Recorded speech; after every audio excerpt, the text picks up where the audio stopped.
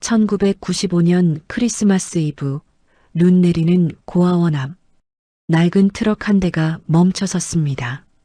운전석에서 내린 남자는 옆좌석 문을 열고 잠든 두 아이를 안아내렸습니다. 새 살배기 쌍둥이.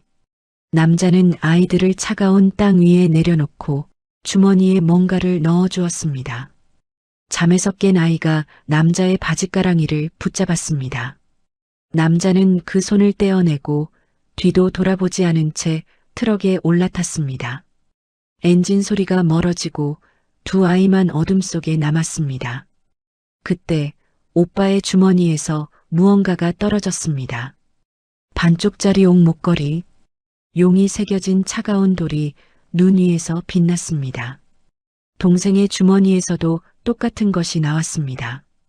봉황이 새겨진 또 다른 반쪽. 22년 뒤 이 두 조각은 기적처럼 다시 만나게 됩니다. 그리고 그 순간 아버지가 숨겨온 충격적인 진실이 드러나기 시작합니다. 버림받은 아이들이 밝혀낸 것은 단순한 가족의 비밀이 아니었습니다. 별빛 달빛 사연입니다. 오늘의 사연 시작합니다. 구독해 주시면 채널 운영하는데 도움이 됩니다. 1995년 12월 24일 크리스마스 이브 밤이었습니다. 서울 외곽의 작은 고아원 햇살의 집 앞에 낡은 트럭 한 대가 멈춰 섰습니다. 운전석 문이 열리고 32살의 남자가 천천히 내렸습니다. 차강호.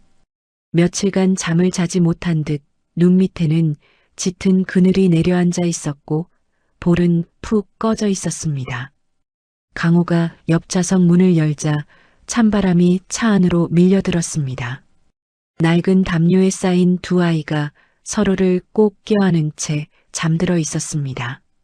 2살 반짜리 쌍둥이 민준과 민서.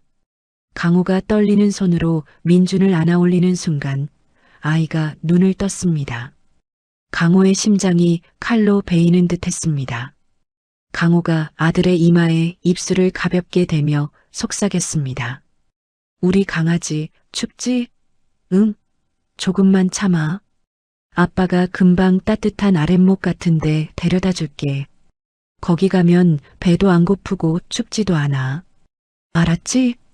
강호는 민서까지 품에 안고 고아원 현관 앞 계단으로 걸어갔습니다. 아이들을 조심스럽게 내려놓은 강호가 주머니에서 작은 상자를 꺼냈습니다.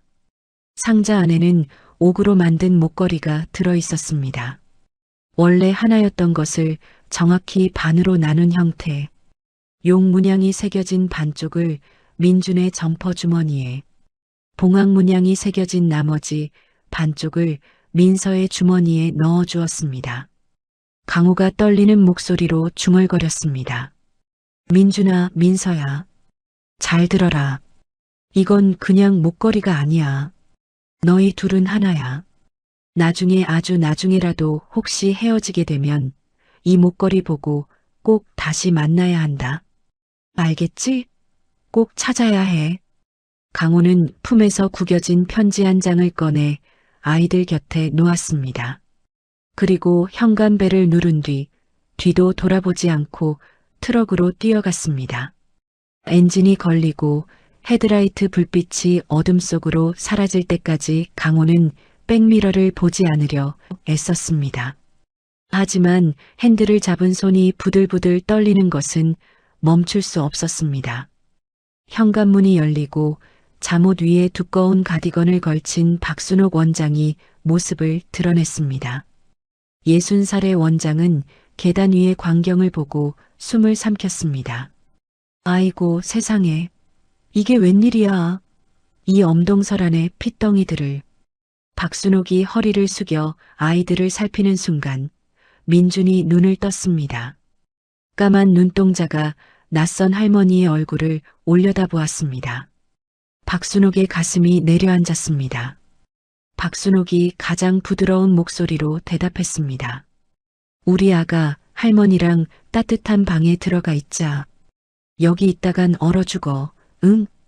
박순옥이 민준을 안아 올리자 아이의 점퍼 주머니에서 무언가가 반짝였습니다. 반달 모양으로 잘린 옥 목걸이. 박순옥은 민서의 주머니도 확인했습니다. 역시나 나머지 반쪽이 들어 있었습니다. 두 조각을 맞춰보니 완벽한 원형이 완성되었습니다. 박순옥이 쓴웃음을 지으며 혼잣말을 했습니다. 참나. 옥 목걸이까지 지 자식 귀한 줄은 알면서 당장 키울 능력은 없다 이거지. 쯧쯧쯧. 박순옥이 아이들 곁에 놓인 편지를 펼쳐 읽었습니다. 이 아이들의 이름은 차민준, 차민서입니다. 1993년 5월 15일생 쌍둥이입니다. 부디 함께 키워주세요. 언젠가 제가 다시 데리러 오겠습니다. 박순옥이 고개를 저으며 한숨을 내쉬었습니다. 아이고, 내가 30년을 이 짓을 해도 크리스마스 이브에 자식 버리고 가는 부모 속은 당최 알 수가 없네. 알 수가 없어. 박순옥은 잠든 민서까지 품에 안고 고아원 안으로 들어갔습니다. 현관문이 닫히는 순간 하늘에서 눈이 내리기 시작했습니다. 한편 어둠 속을 달리는 트럭 안에서 강호는 눈물을 삼키고 있었습니다. 8개월 전 아내 지영이 유방암으로 세상을 떠났습니다. 동업자의 배신으로 사업은 파산했고 3억 원의 빚이 쌓였습니다. 어젯밤 빚쟁이들이 집에 찾아와 아이들 앞에서 강호를 폭행했습니다. 그들 중 한 명이 민준의 머리채를 잡으려 하자 강호가 온몸으로 막아섰습니다. 빚쟁이 두목이 강호의 멱살을 잡고 으르렁거렸습니다. 이봐 차 사장, 돈을 못 갚으면 몸으로라도 떼어야지. 똑바로 들어.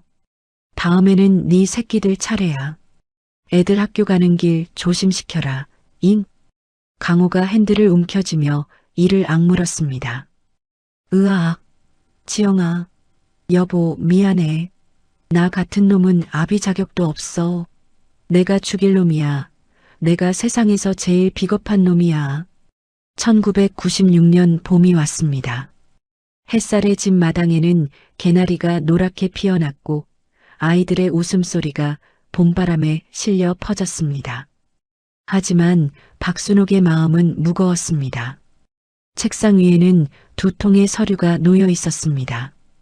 둘 다 입양 신청서였습니다. 서울 강남의 사업가 김도현과 박수진 부부가 민서를 입양하고 싶다는 서류. 그리고 지방의 중소기업 사장 부부가 민준을 원한다는 서류. 두 가정 모두 좋은 환경을 갖추고 있었습니다. 문제는 두 가정 모두 한 아이만을 원한다는 것이었습니다. 박순옥이 창밖을 바라보며 중얼거렸습니다. 어휴, 산 넘어 산이라더니 쌍둥이를 찢어놔야 하다니 이게 무슨 날벼락이야. 마당에서 민준과 민서가 손을 잡고 미끄럼틀을 오르고 있었습니다. 민준이 먼저 올라가서 손을 내밀면 민서가 그 손을 잡고 올라왔습니다. 2살 반짜리가 저렇게 서로를 챙기는 모습이라니. 박순옥이 고개를 저었습니다. 저렇게 껌딱지처럼 붙어 다니는데 밥 먹을 때도 화장실 갈 때도 같이 가는 놈들을 어떻게 떼어놓나? 고아원의 재정 상황은 점점 나빠졌습니다. 아이들은 계속 들어오는데 나가는 아이는 없었습니다. 쌍둥이를 함께 데려가겠다는 가정은 끝내 나타나지 않았습니다. 입양 서류에 도장을 찍는 순간 박순옥의 손이 미세하게 떨렸습니다. 김도현과 박수진 부부가 먼저 민서를 데리러 왔습니다. 하얀 원피스를 입은 박수진과 양복을 차려입은 김도현이 고아원 현관에 섰습니다. 박순옥이 민서를 불렀습니다. 민서야, 이리 와볼래? 오늘 맛있는 거 사주실 분들이 오셨네? 민서가 종종 걸음으로 달려왔습니다. 민준도 당연하다는 듯이 따라왔습니다. 두 아이는 항상 함께 움직였습니다. 박순옥이 무릎을 굽혀 아이들 눈높이에 맞추며 말했습니다.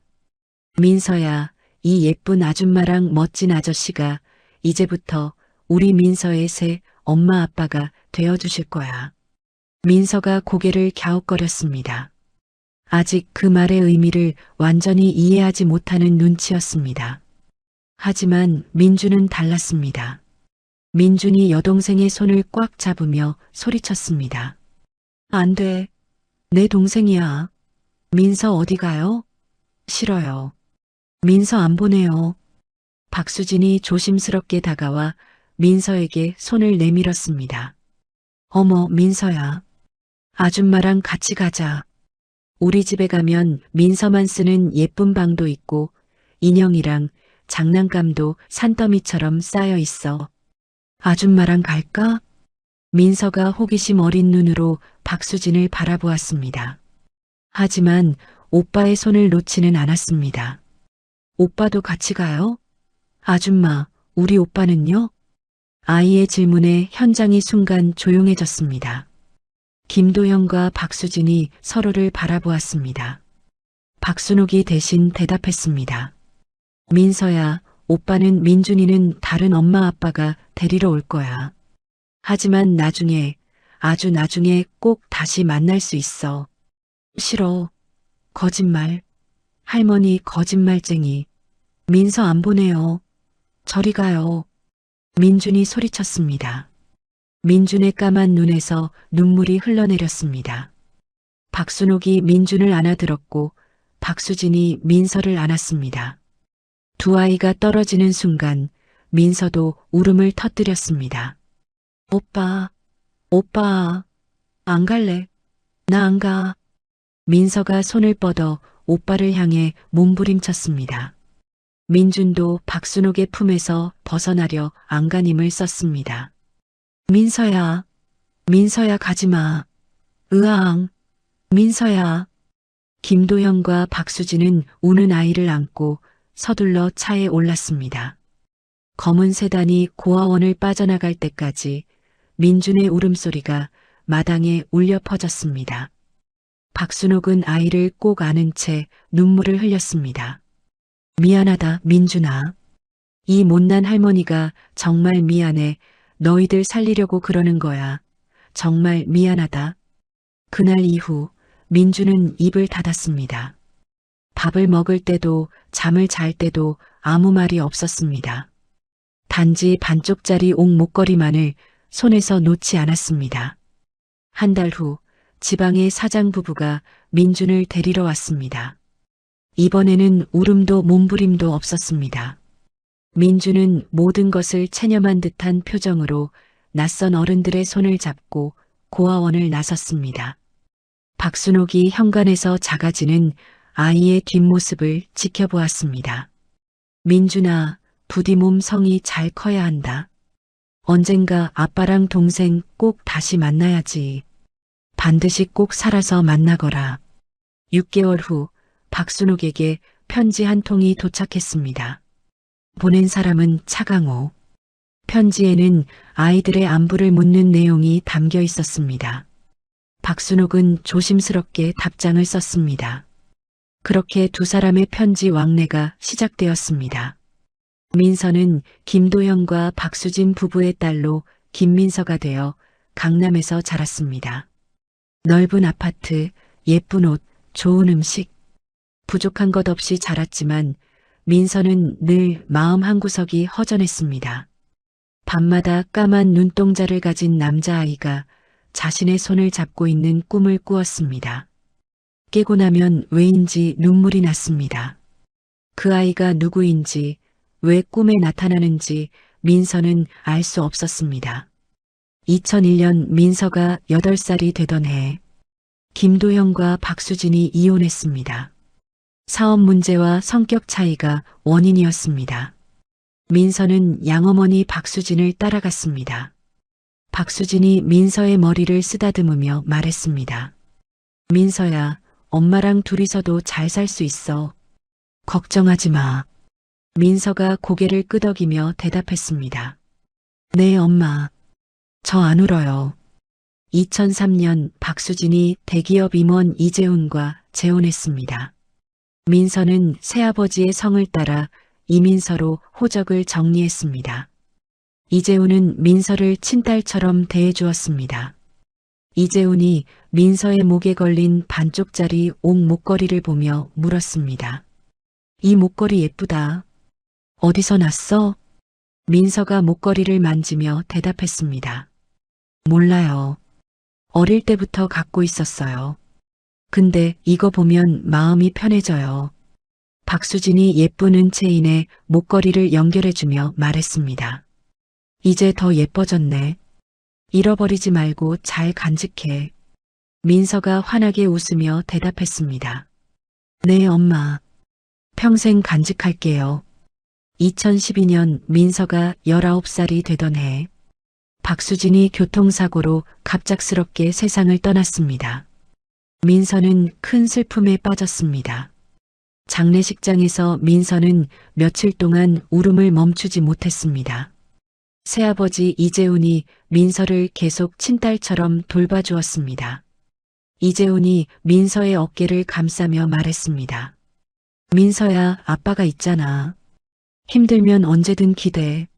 민서가 눈물을 훔치며 대답했습니다. 감사해요, 아빠. 2014년 이재훈이 이정아와 재혼했습니다. 민서는 새어머니 이정아를 정아 엄마로 부르게 되었습니다. 정아는 민서를 친딸처럼 아끼며 따뜻하게 대해주었습니다. 정아가 민서에게 밥을 차려주며 말했습니다. 우리 민서 많이 먹어. 로스쿨 공부 힘들지? 민서가 미소 지으며 대답했습니다. 괜찮아요, 엄마. 맛있게 먹을게요. 같은 해 민서는 로스쿨을 졸업하고 변호사 시험에 합격했습니다. 대형 로펌에 입사해 아동인권 전문 변호사의 길을 걷기 시작했습니다. 어린 시절부터 보호받지 못하는 아이들을 보면 가슴이 미어지는 듯한 감정을 느꼈기 때문입니다.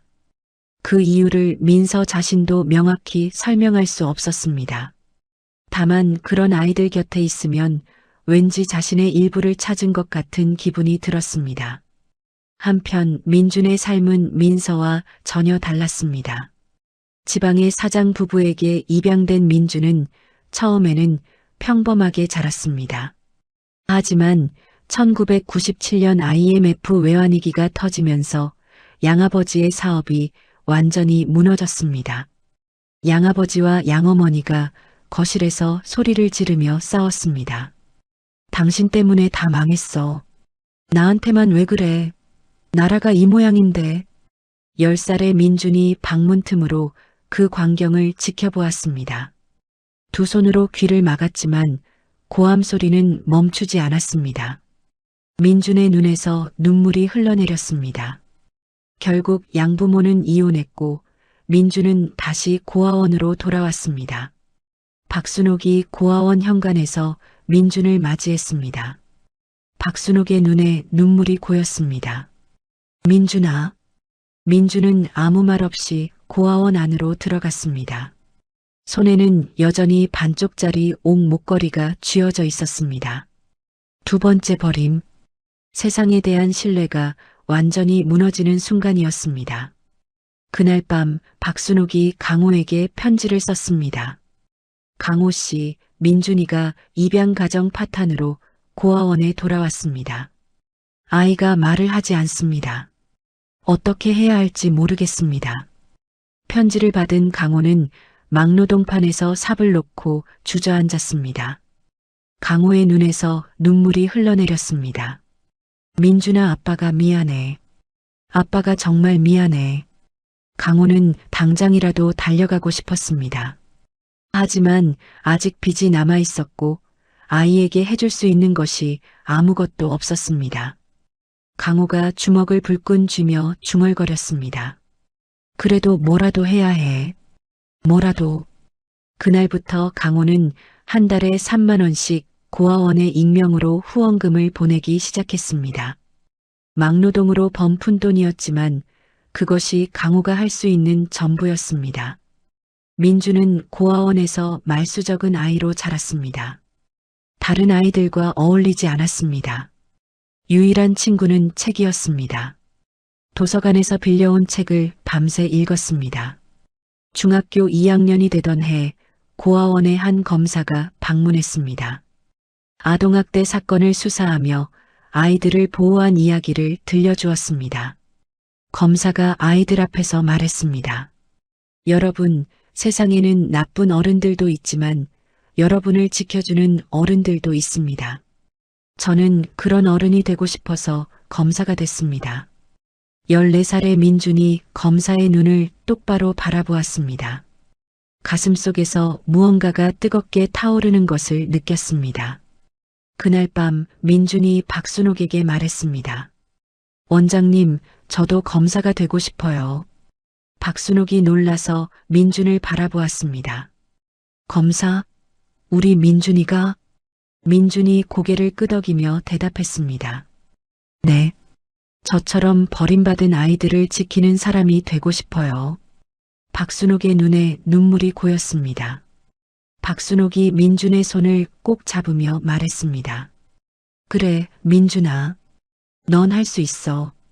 원장님이 응원할게. 민준은 그날부터 미친 듯이 공부했습니다. 남들이 잠잘 때 책을 읽었습니다.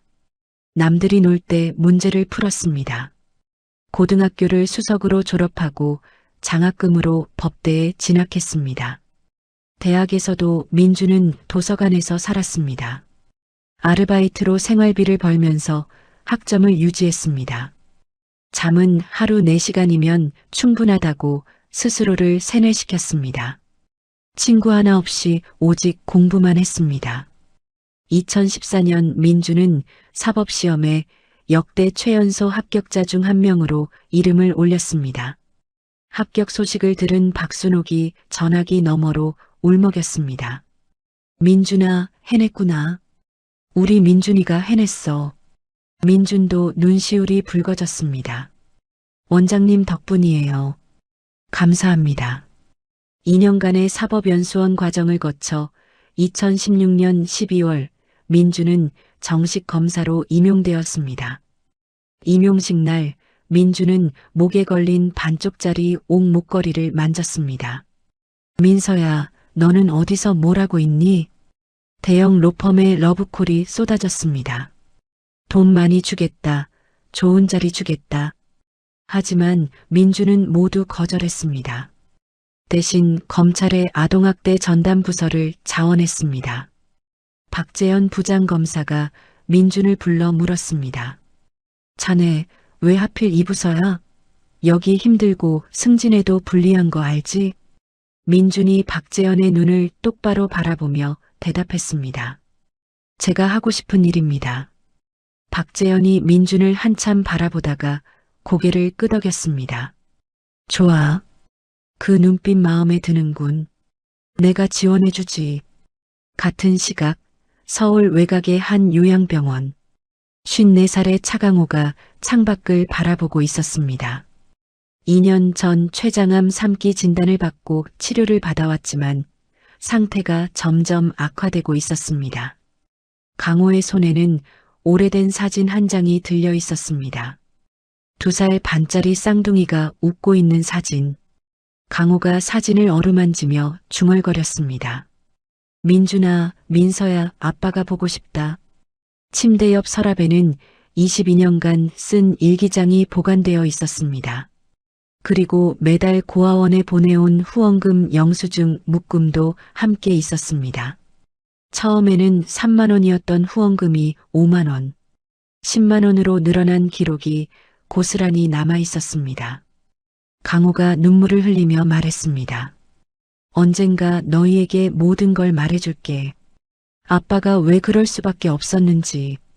2017년 4월의 어느 아침 민준의 책상 위에 누런 봉투 하나가 놓여 있었습니다. 발신인은 적혀 있지 않았습니다. 민준은 봉투를 집어들고 안에 든 종이를 꺼냈습니다. A4 용지 2장 그리고 오래된 사진 한 장이 들어 있었습니다. 종이에는 푸른숲 어린이집의 내부 회계 자료가 빼곡히 적혀 있었습니다. 후원금 횡령, 허위 급식비 청구, 아동수 조작. 민준이 수사하던 학대 사건의 배후가 고스란히 드러난 자료였습니다. 그런데 종이의 마지막 줄에서 민준의 손이 멈췄습니다. 공동대표 김태식, 차강호. 차강호. 민주는 그 이름을 3번이나 다시 읽었습니다. 박재현 부장검사가 민준의 방으로 들어왔습니다. 민준아, 얼굴이 왜 그래? 박재현이 물었지만 민준은 대답하지 못했습니다. 부장님, 이거 보세요. 민준이 종이를 건넸습니다. 박재현이 종이를 훑어보다가 눈살을 찌푸렸습니다. 차강호?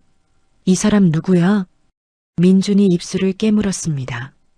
제 아버지 이름이에요. 박재현이 민준의 얼굴을 빤히 쳐다보았습니다. 민준은 고개를 떨구었습니다. 정확히는 저를 버린 아버지요. 민준의 목소리가 갈라졌습니다.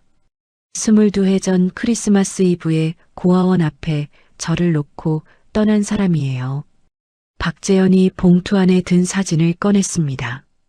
사진 속에는 요양병원 건물이 찍혀 있었고 뒷면에는 주소가 적혀 있었습니다. 서울 외곽 은빛 요양병원 302호실. 민주는 사진을 받아들고 한참을 바라보았습니다.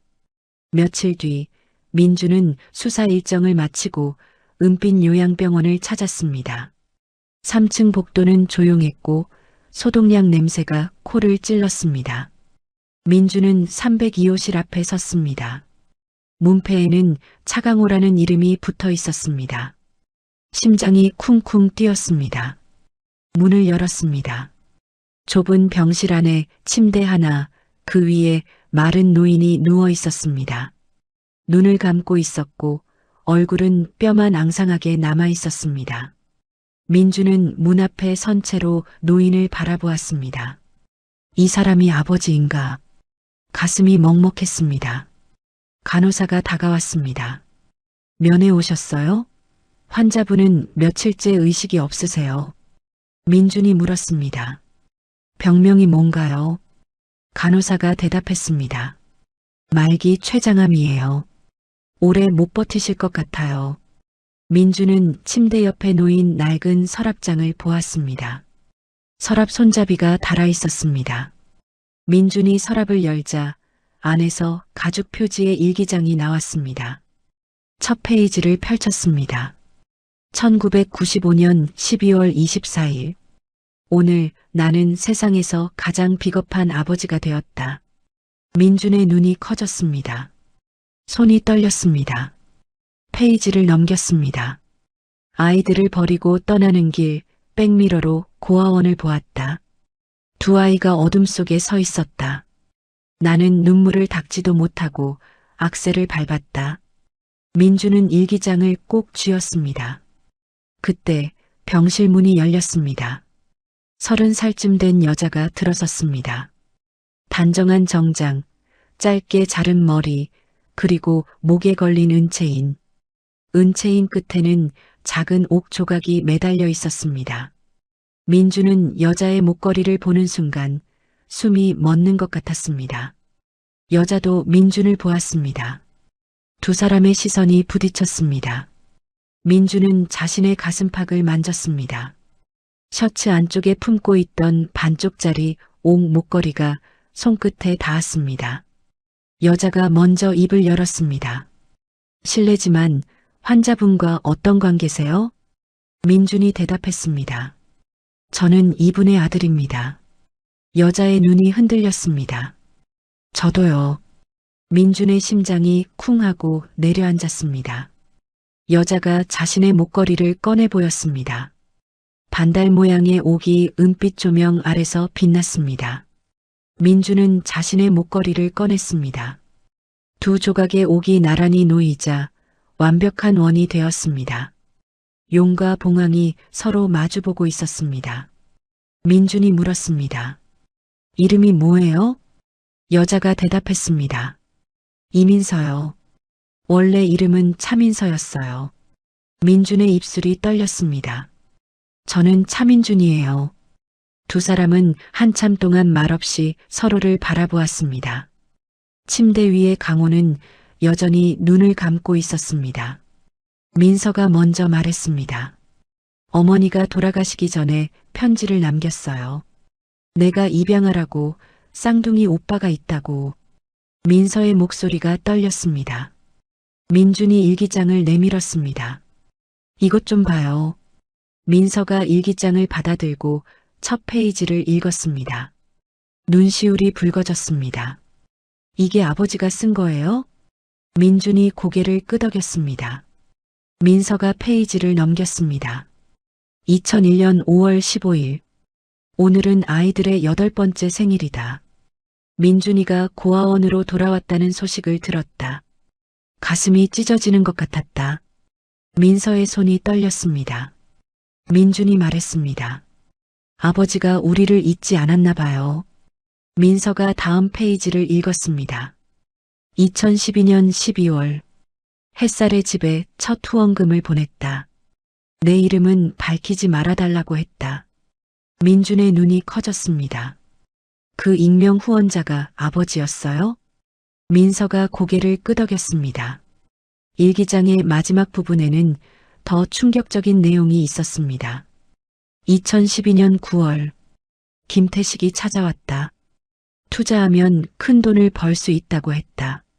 어린이집 사업이라고 했다. 서류에 서명했다. 나중에 알았다. 내가 공동대표로 등재되었다는 것을. 민준이 일기장을 덮었습니다. 민서가 물었습니다. 오빠가 수사하는 사건이랑 연결된 거예요? 민준이 대답했습니다. 그런 것 같아요. 아버지는 속은 거예요. 김태식한테. 민서의 표정이 굳어졌습니다. 그때 침대에서 신음소리가 났습니다. 두 사람이 동시에 침대 쪽을 보았습니다. 강호가 눈을 떴습니다. 흐릿한 눈동자가 천천히 민준과 민서를 향했습니다. 강호의 입술이 움직였습니다. 민준아, 민서야. 민서가 강호의 손을 잡았습니다. 아빠, 저예요. 민서요. 민준은 침대 반대편에 섰습니다. 두 손을 주머니에 넣은 채로. 아직 아빠라는 말이 입에서 나오지 않았습니다. 강호가 힘겹게 말했습니다. 미안하다. 22해를 기다리게 해서. 눈물이 강호의 볼을 타고 흘렀습니다. 민서도 울었습니다. 민준은 입술을 꽉 깨물었습니다. 강호가 서랍장을 가리켰습니다. 서랍 안에 증거가 있어. 김태식이 나를 협박했어. 강호의 숨이 거칠어졌습니다. 간호사가 달려왔습니다. 면회 시간 끝났습니다. 환자분이 흥분하시면 안 돼요. 민준이 서랍을 열었습니다. 일기장 아래에 USB 하나와 서류 뭉치가 있었습니다. USB에는 녹음 파일이라고 적힌 스티커가 붙어 있었습니다. 민준이 USB를 주머니에 넣었습니다. 민서가 물었습니다. 이제 어떻게 할 거예요? 민준이 대답했습니다. 진실을 밝혀야죠. 아버지 누명도, 아이들이 당한 일도. 민서가 고개를 끄덕였습니다. 저도 도울게요. 저 아동인권 변호사예요. 두 사람은 병실을 나왔습니다. 복도 끝 창문으로 저녁 햇살이 들어왔습니다. 민준이 민서를 보며 말했습니다. 커피 한 잔 할래요? 할 얘기가 많을 것 같은데. 민서가 고개를 끄덕였습니다. 병원 앞 카페에서 두 사람은 마주 앉았습니다. 민서가 테이블 위에 목걸이를 올려놓았습니다. 민준도 자신의 목걸이를 꺼냈습니다. 두 개의 반쪽이 다시 하나가 되었습니다. 민서가 말했습니다. 어머니가 말했어요. 이걸 가진 사람이 내 가족이라고. 민준이 입을 열었습니다. 나도 원장님한테 들었어요. 언젠가 이 목걸이가 가족을 찾아줄 거라고. 민서의 눈가가 붉어졌습니다. 22년 걸렸네요. 민준이 고개를 끄덕였습니다. 늦었지만 이제라도 찾았으니까요. 창밖으로 해가 지고 있었습니다. 붉은 노을이 카페 안을 물들였습니다. 민준은 USB를 꺼내 테이블 위에 올려놓았습니다. 여기 뭐가 들었는지 확인해 봐야 해요. 김태식의 실체가 담겨 있을 거예요. 민서가 고개를 끄덕였습니다. 민준이 말했습니다. 내일 박 부장님한테 보고하고 정식으로 수사를 확대할 거예요. 민서가 대답했습니다. 저도 로펌에 협조 요청할게요. 아동 피해자들 변호를 맡을 수 있는지. 두 사람은 처음으로 같은 목표를 향해 손을 맞잡았습니다. 밤이 깊어졌습니다. 민주는 고시원으로 돌아가는 길에 하늘을 올려다보았습니다. 별이 떠 있었습니다. 22년 전 고아원 앞에서 올려다보던 그 하늘과 같은 별이었습니다. 민주는 가슴에 손을 얹었습니다. 목걸이에 차가운 감촉이 느껴졌습니다. 이제 혼자가 아니다. 민주는 처음으로 그렇게 생각했습니다. 동생이 생겼고 아버지가 아직 살아 있었습니다. 비록 병상에 누워 있지만 진실을 밝힐 증거를 남겼습니다. 민주는 휴대폰을 꺼내 민서의 번호를 저장했습니다. 차민서라고 적었습니다. 그리고 여동생이라고 덧붙였습니다. 화면에 뜬 두 글자를 한참 동안 바라보았습니다. USB 안에는 무엇이 들어있을까? 김태식의 협박 내용이 담겨 있을까? 아버지의 누명을 벗길 수 있을까? 민주는 내일을 기다리며 고시원 문을 열었습니다. 다음 날 아침 민주는 USB를 노트북에 꽂았습니다. 파일 목록이 화면에 떴습니다. 녹음 파일 12개, 스캔된 서류 이미지 23장. 민주는 첫 번째 녹음 파일을 재생했습니다. 김태식의 목소리가 흘러나왔습니다. 차 사장, 서류에 도장만 찍으면 돼. 어차피 이름만 빌리는 거야. 손해볼 거 없어? 강호의 목소리가 대답했습니다. 근데 이게 정확히 뭔지 모르겠는데. 김태식이 웃었습니다. 몰라도 돼. 그냥 믿어. 내가 언제 자네한테 손해 끼친 적 있어? 민주는 녹음을 멈추고 다음 파일을 열었습니다. 날짜가 3년 뒤로 되어 있었습니다. 김태식의 목소리가 날카로워져 있었습니다. 차강호 씨, 지금 빠지겠다고? 늦었어. 이미 자네 이름이 다 박혀 있어. 빠지면 자네만 감옥 가는 거야. 강호의 목소리가 떨렸습니다. 나는 몰랐어. 이런 줄 몰랐다고. 민주는 이를 악물었습니다. 주먹이 떨렸습니다. 아버지는 속은 것이었습니다.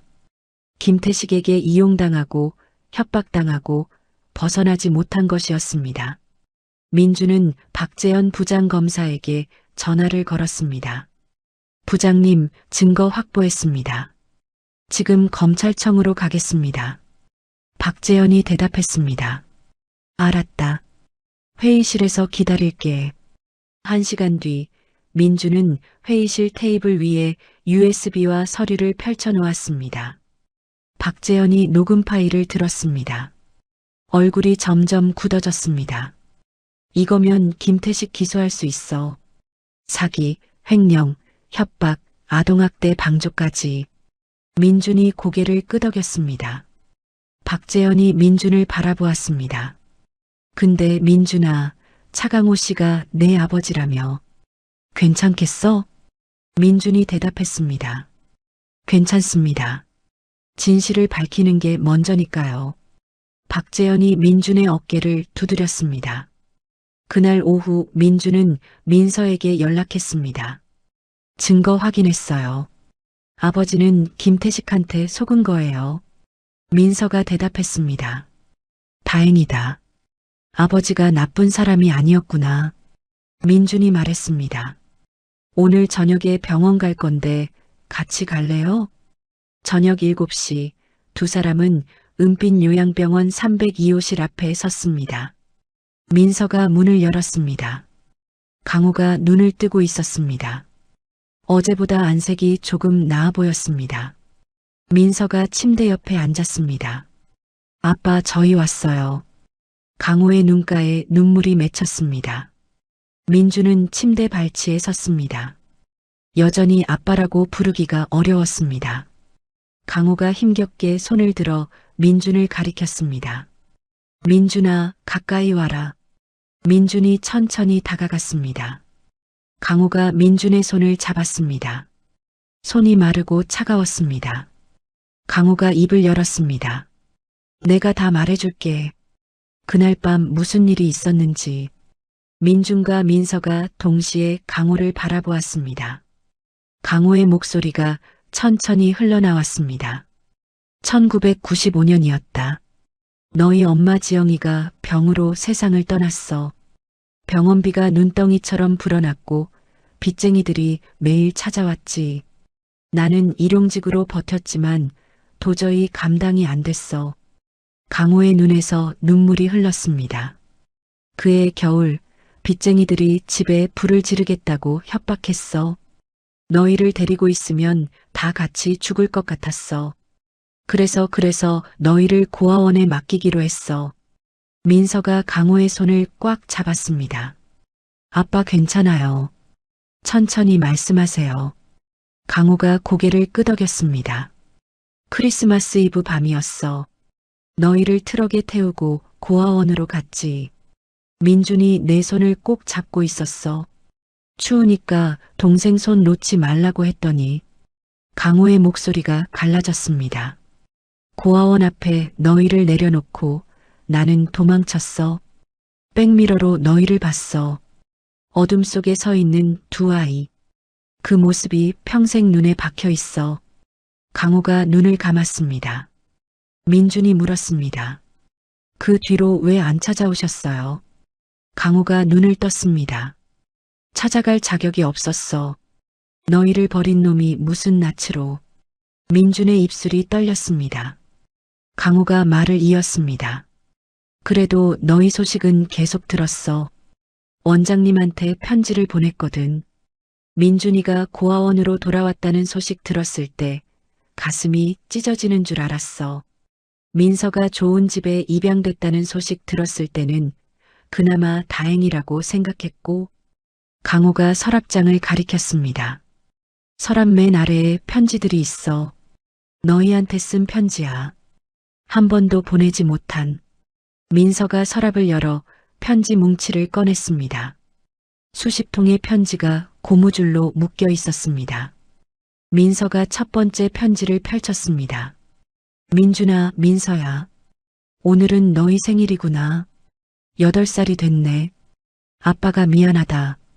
민서의 눈에서 눈물이 흘렀습니다. 민준도 눈시울이 붉어졌습니다. 강호가 말했습니다. 2012년부터 고아원에 후원금을 보냈어. 내 이름은 숨기고 너희한테 직접 해줄 수 없으니까 다른 아이들이라도 도우려고. 민준이 고개를 끄덕였습니다. 그런데 그 해에 김태식이 찾아왔어.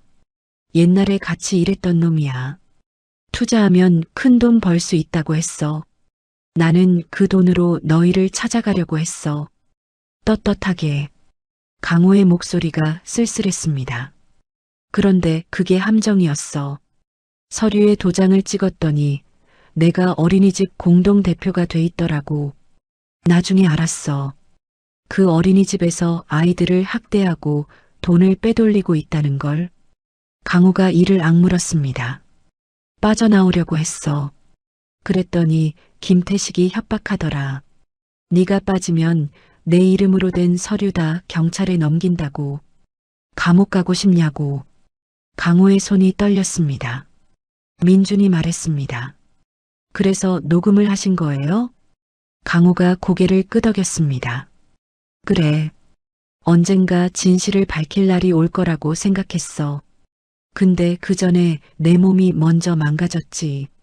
강호가 민준의 손을 잡았습니다. 민준아, 네가 검사가 됐다는 소식 들었을 때 얼마나 기뻤는지 몰라. 내 아들이 정의를 위해 싸우는 사람이 됐구나. 그렇게 생각했어. 민준의 눈에서 눈물이 흘렀습니다. 강호가 민서를 바라보았습니다.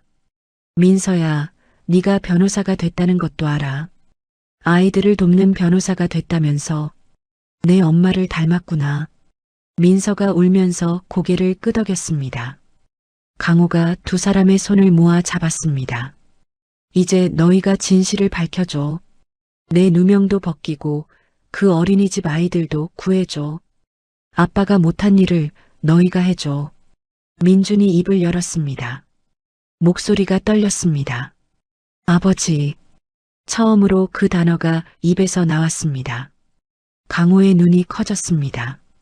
민준이 말했습니다. 제가 하겠습니다. 반드시 진실을 밝히겠습니다. 강호의 눈에서 눈물이 쏟아졌습니다. 민준아, 고맙다. 아버지라고 불러줘서. 민서도 말했습니다. 아빠, 저도 도울게요. 오빠랑 같이. 우리가 가족이잖아요. 이제는. 강호가 두 사람을 번갈아 바라보았습니다. 창밖으로 달이 떠올랐습니다. 병실 안이 은빛으로 물들었습니다. 22년 만에 세 사람이 한 공간에 모였습니다. 깨진 가족이 조금씩 다시 붙기 시작했습니다. 민준이 주머니에서 목걸이를 꺼냈습니다. 민서도 자신의 목걸이를 꺼냈습니다. 두 개의 반쪽을 강호의 손 위에 올려놓았습니다. 강호가 목걸이를 바라보았습니다. 이거 지영이가 남긴 거야. 너희 엄마가 죽기 전에 말했어. 이 목걸이가 언젠가 아이들을 다시 이어줄 거라고. 강호의 목소리가 흐느꼈습니다. 지영아, 내 말이 맞았어. 아이들이 서로를 찾았어. 밤이 깊어졌습니다. 간호사가 면회 시간이 끝났다고 알렸습니다. 민준과 민서가 일어섰습니다. 강호가 말했습니다. 내일도 와줄 수 있니? 민서가 대답했습니다. 물론이죠. 매일 올게요. 민준도 고개를 끄덕였습니다. 저도요. 수사 끝나면 바로 올게요. 강호의 얼굴에 미소가 떠올랐습니다. 두 사람은 병원을 나왔습니다. 밤 공기가 차가웠지만 마음은 따뜻했습니다. 민서가 말했습니다. 오빠, 우리 이제 가족이네. 민준이 고개를 끄덕였습니다. 그래, 가족이야. 민준은 하늘을 올려다보았습니다. 별이 반짝이고 있었습니다. 22년 전 그 밤에도 별이 떠 있었을까? 고아원 앞에 버려지던 그 밤에도. 민준은 가슴에 손을 얹었습니다. 목걸이의 감촉이 느껴졌습니다. 이제 이 목걸이는 슬픔의 상징이 아니었습니다. 다시 찾은 가족의 증표였습니다. 민서가 물었습니다. 오빠, 내일 점심 같이 먹을래요? 민준이 대답했습니다. 그래. 검찰청 근처에 국밥집 있는데 거기 갈까? 민서가 웃었습니다. 좋아요. 오빠가 사는 거죠? 민준도 웃었습니다. 당연하지. 오빠니까.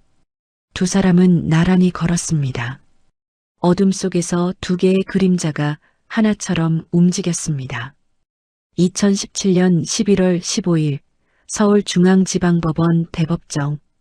민준은 검사석에 앉아 서류를 정리했습니다. 방청석에는 취재진과 시민들이 가득 차 있었습니다. 오늘은 푸른숲 어린이집 학대 사건의 최종 선고 공판이었습니다. 피고인석에 김태식이 앉아 있었습니다.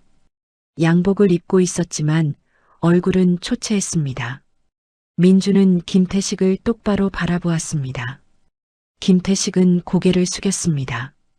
재판장이 입장했습니다. 모두 일어났다가 다시 앉았습니다. 재판장이 판결문을 읽기 시작했습니다. 법정안이 고요해졌습니다. 피고인 김태식은 아동복지법 위반, 사기, 횡령, 협박 등의 혐의로 기소되었습니다. 재판장의 목소리가 법정에 울렸습니다. 증거조사 결과 피고인의 범행은 모두 인정됩니다. 재판장이 판결을 선고했습니다. 피고인 김태식을 징역 15년에 처합니다. 아동 관련 시설 취업 제한 10년을 명합니다. 방청석에서 웅성거림이 터져나왔습니다. 민준은 눈을 감았습니다. 재판장이 덧붙였습니다. 또한 공동대표로 등재된 차강호 씨에 대해서는 기소를 취소합니다. 제출된 증거에 따르면 차강호 씨는 피고인 김태식에게 기망당하고 협박받은 피해자로 인정됩니다. 민준의 눈에서 눈물이 흘렀습니다. 법정이 폐정되었습니다. 민준은 자리에서 일어났습니다. 복도로 나오자 민서가 달려왔습니다.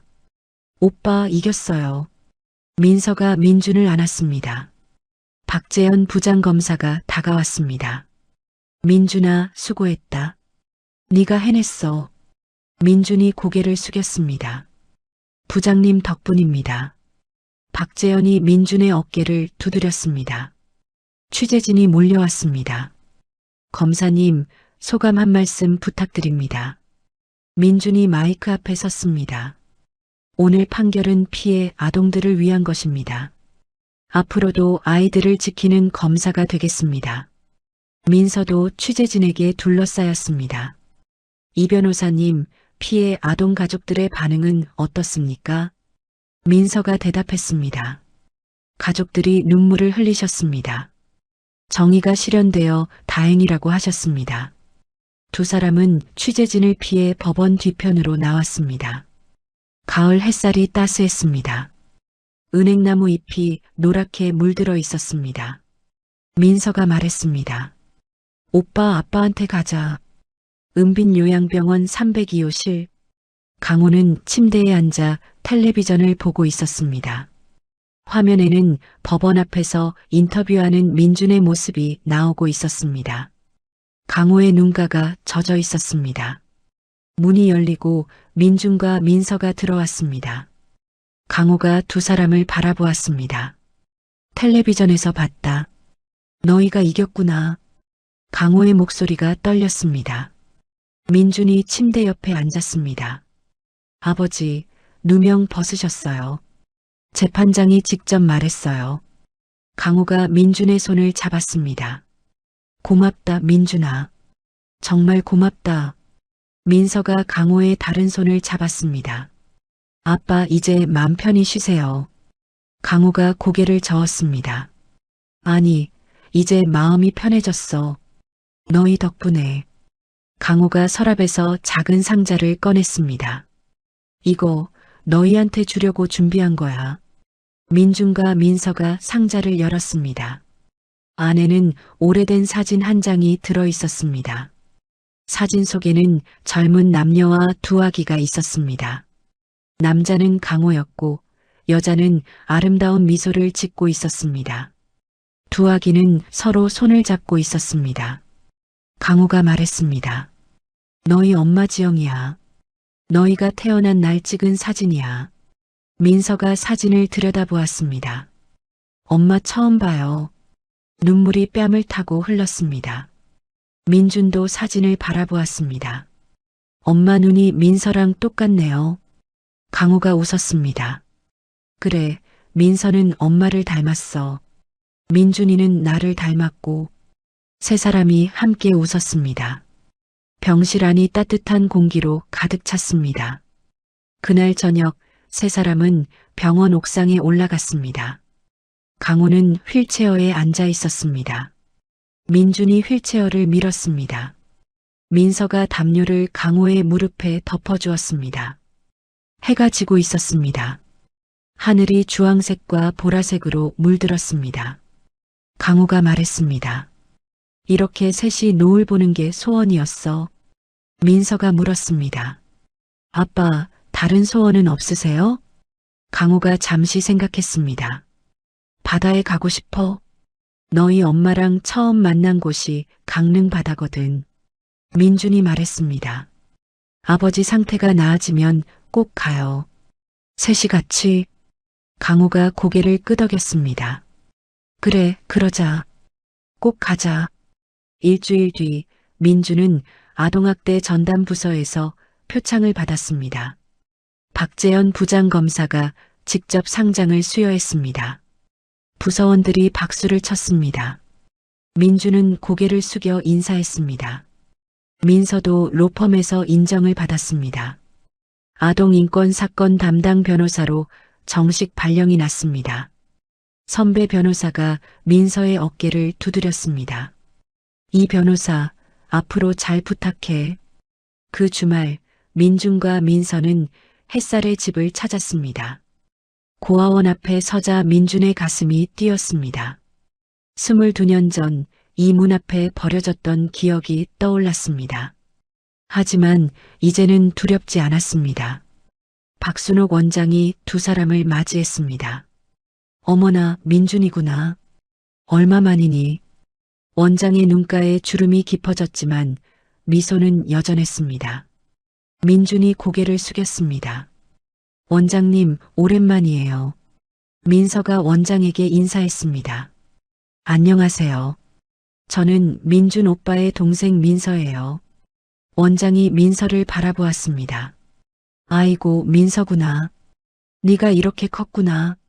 너희 아버지한테 사진으로만 봤는데. 세 사람이 원장실에 앉았습니다.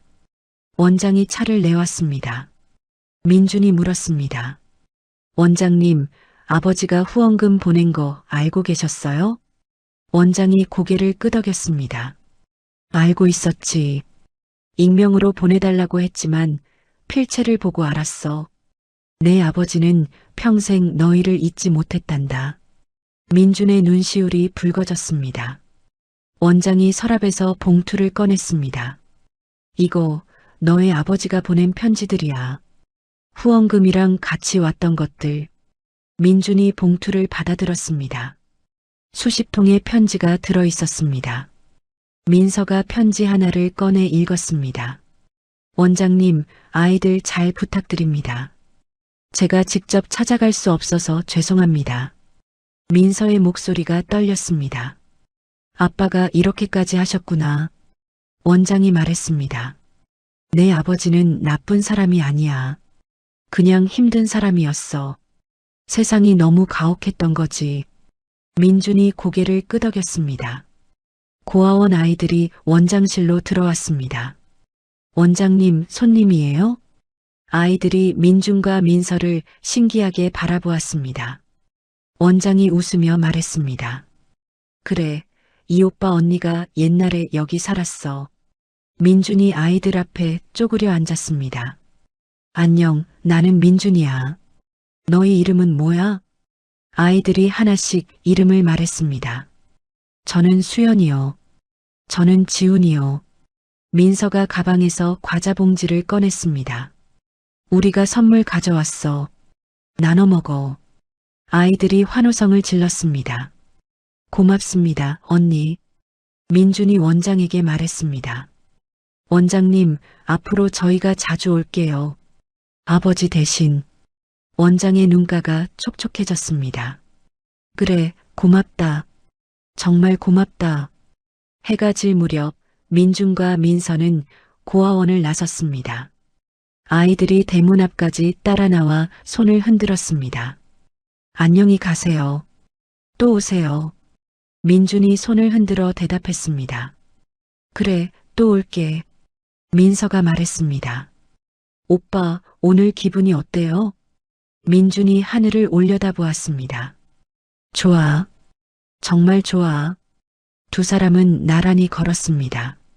저녁 노을이 두 사람의 등 뒤로 지고 있었습니다. 민준이 말했습니다. 다음 주에 아버지 모시고 여기 오자. 원장님도 만나시게. 민서가 고개를 끄덕였습니다. 좋아요. 아빠도 좋아하실 거예요. 두 사람의 발걸음이 가벼웠습니다. 그날 밤 민주는 고시원 방에 앉아 편지를 썼습니다. 아버지께 오늘 고아원에 다녀왔습니다. 원장님이 아버지 안부를 물으셨습니다. 민주는 펜을 멈추고 창밖을 바라보았습니다. 별이 떠 있었습니다. 22년 전 그 밤에도 별이 떠 있었을까? 하지만 이제 그 밤은 더 이상 아프지 않았습니다. 민주는 다시 펜을 들었습니다. 아버지, 저는 이제 행복합니다. 동생도 찾았고 아버지도 찾았으니까요. 민주는 편지를 접어 봉투에 넣었습니다. 내일 병원에 가서 아버지께 직접 드려야지. 민주는 그렇게 생각하며 눈을 감았습니다. 창밖의 별빛이 방 안을 은은하게 비추었습니다.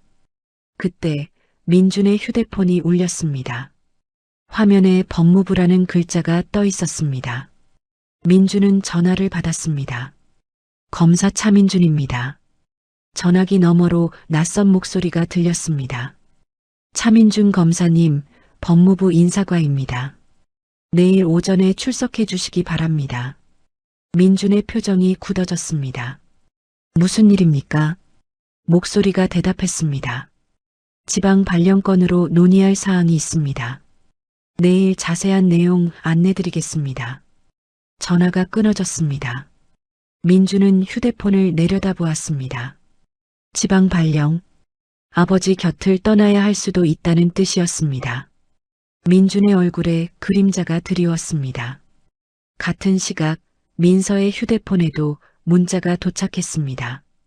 이정아 환자 보호자님, 내일 오전 담당에 면담 요청드립니다. 민서의 손이 떨렸습니다. 정아 어머니의 상태가 나빠진 걸까? 민서는 창밖을 바라보았습니다. 같은 하늘 아래 같은 별이 떠 있었습니다. 하지만 그 별빛 아래로 새로운 먹구름이 몰려오고 있었습니다. 다음 날 아침 민주는 법무부 청사 앞에 섰습니다. 회색 건물이 하늘을 찌를 듯 솟아 있었습니다. 민주는 심호흡을 하고 안으로 들어갔습니다. 엘리베이터를 타고 인사가가 있는 7층으로 올라갔습니다. 인사가 담당자가 민준을 회의실로 안내했습니다. 차민준 검사님, 이쪽으로 앉으세요. 민준이 의자에 앉았습니다. 담당자가 서류를 꺼내 테이블 위에 올려놓았습니다. 담당자가 입을 열었습니다. 차 검사님, 강원도 춘천지검으로 발령이 결정되었습니다. 민준의 눈이 커졌습니다. 춘천이요? 언제부터입니까? 담당자가 서류를 넘겼습니다. 다음 달 1일부터입니다. 2년 임기로 예정되어 있습니다. 민준의 손이 떨렸습니다. 아버지가 요양병원에 계십니다. 서울을 떠나기 어렵습니다.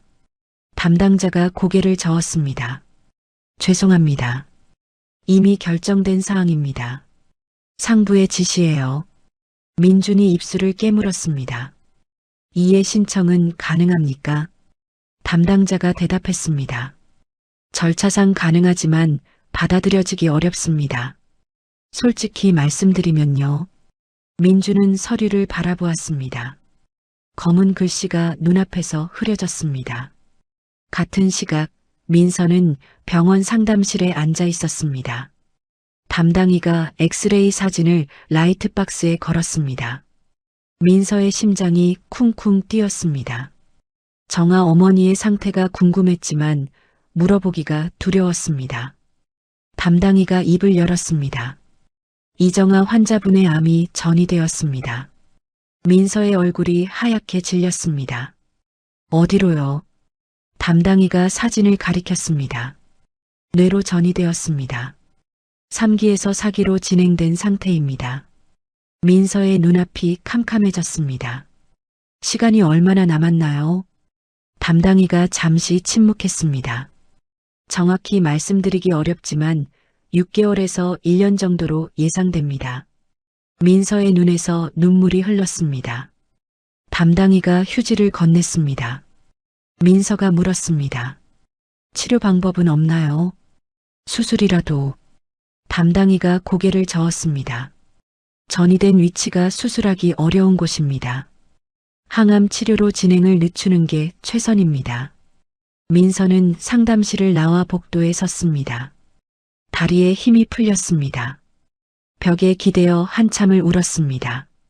지나가는 간호사가 걱정스럽게 바라보았습니다.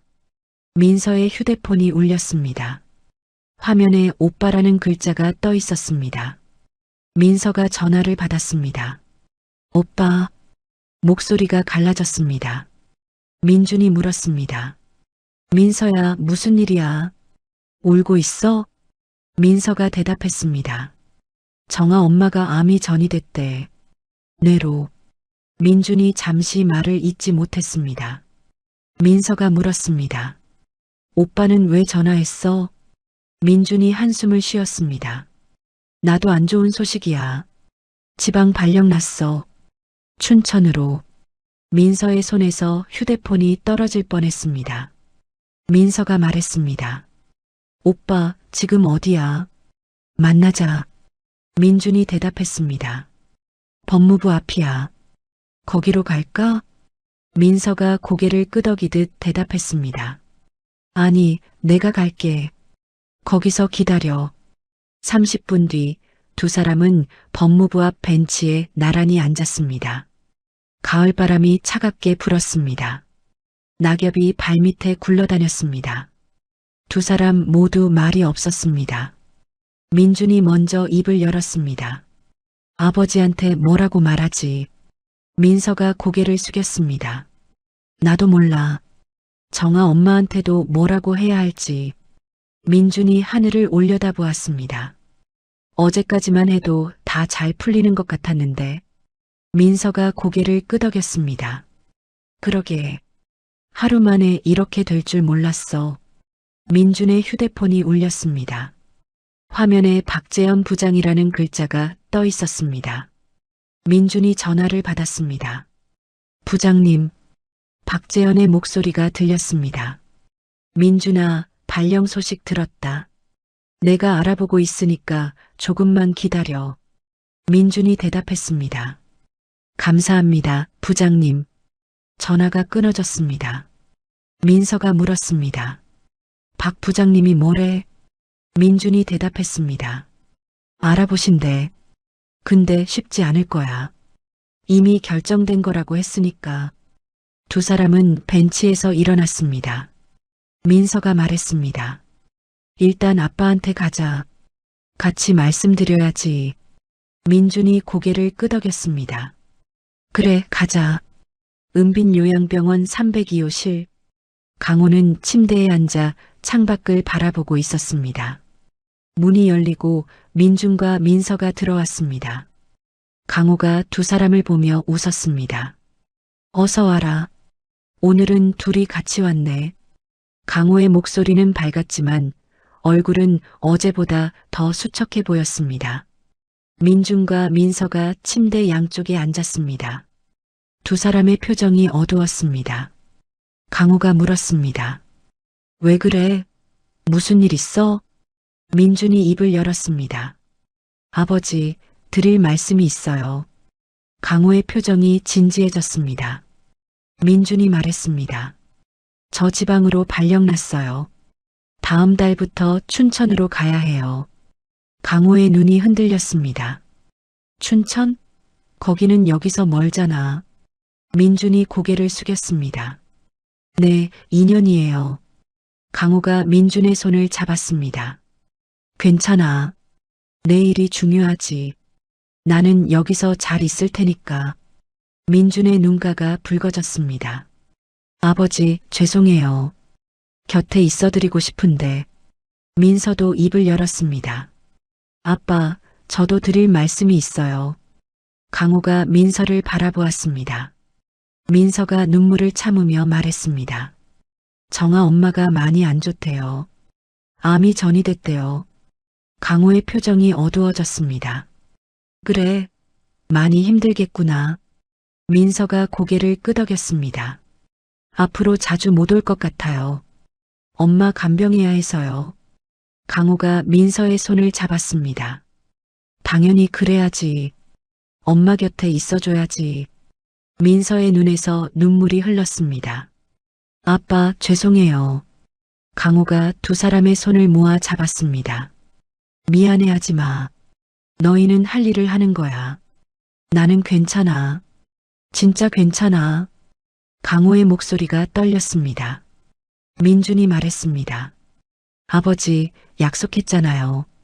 받아가기로. 강호가 고개를 끄덕였습니다. 그래, 약속했지. 내가 나으면 꼭 가자. 세 사람의 눈에 눈물이 맺혔습니다.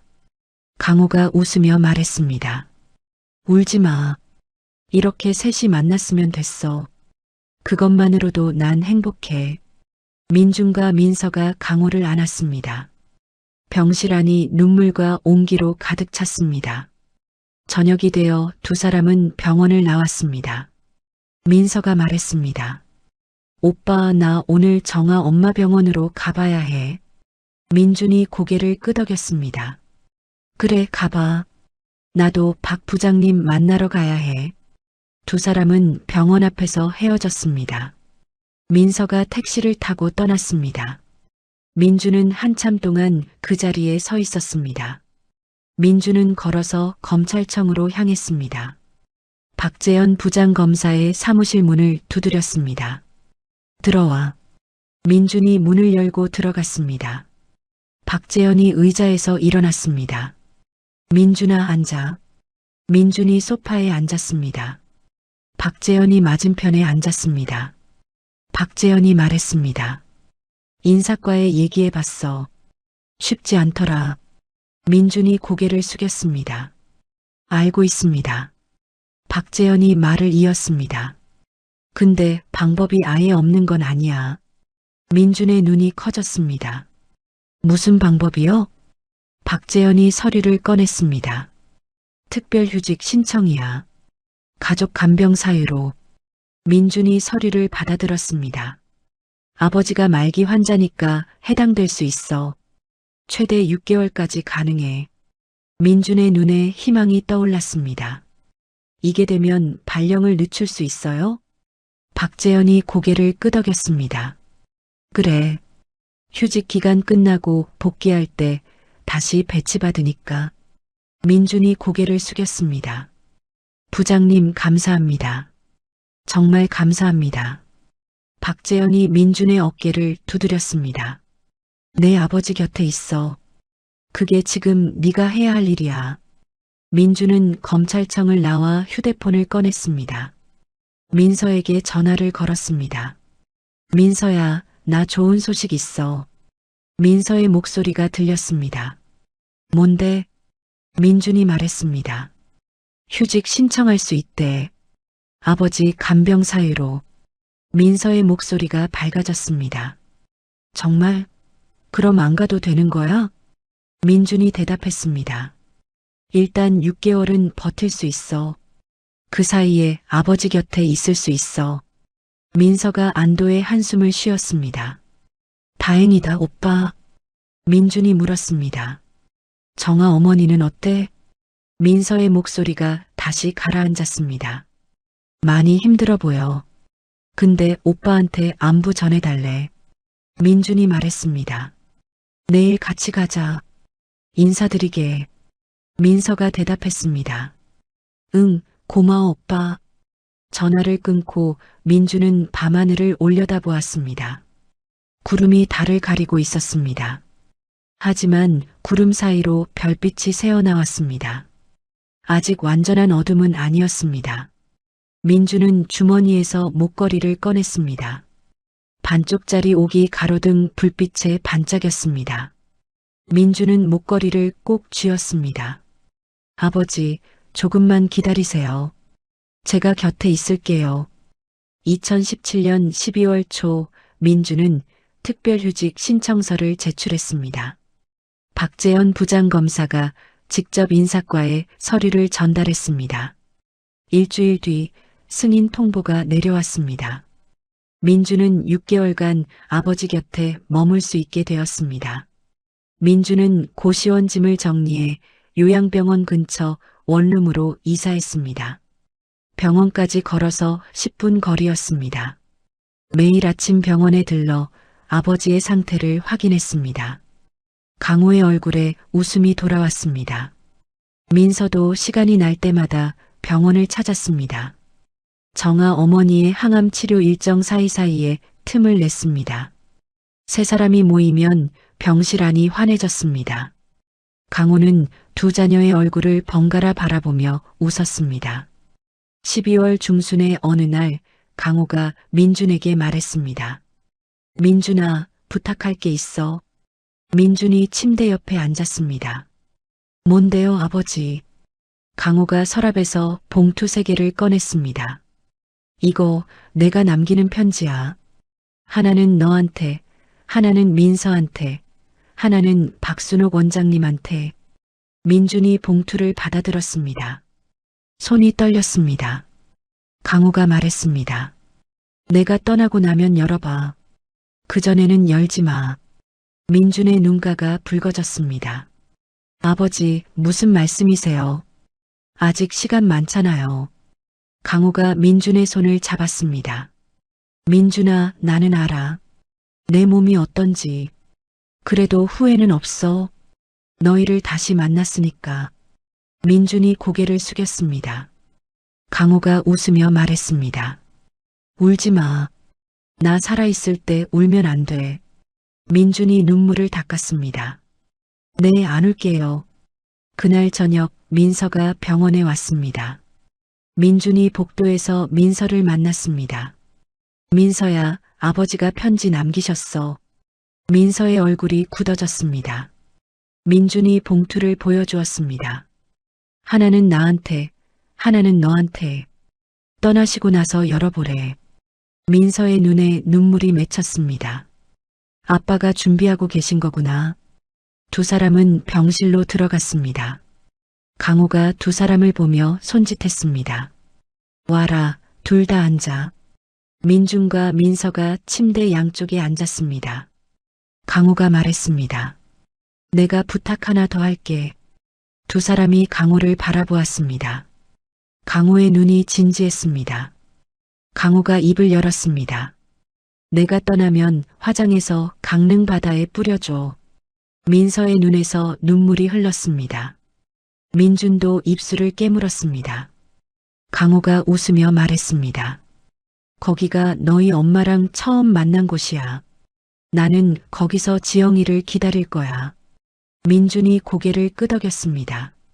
알겠어요, 아버지. 약속할게요. 강호가 두 사람의 손을 잡았습니다. 고마워. 너희가 내 자식이라서 정말 고마워. 세 사람은 한참 동안 손을 맞잡고 있었습니다.